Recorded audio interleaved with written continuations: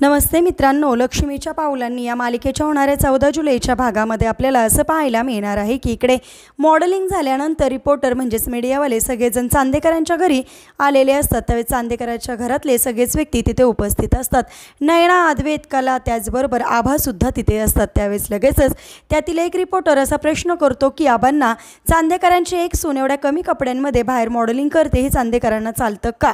त्यावेळेस आबांना काय उत्तर द्यावं काहीच कळत नाही। नेमके त्याच वेळेस कला त्या प्रश्नाचं कडक उत्तर देते आणि ती असं म्हणते की मुळात कपड्यांविषयी बोलण्याचा अधिकार तुम्हाला कोणी दिला आणि चांदेकरांच्या सुनांना मनमोकळेपणाने वागण्याचे स्वातंत्र्य आहे आणि चांदेकरांच्या सुनांना कुठे कसं आणि मोठ्यांनाशी कसं वागायचं याचं चांगलंच कळतं, असं म्हणून तिकडे कलाने त्या रिपोर्टरांचा चांगलाच मात जिरवलेला असतो आणि कलाने हे उत्तर दिलेलं बघून इकडं अद्वैतला मात्र कलाचं फारच कौतुक वाटतं। त्याचबरोबर आबांनासुद्धा कलाचं कौतुक वाटतं।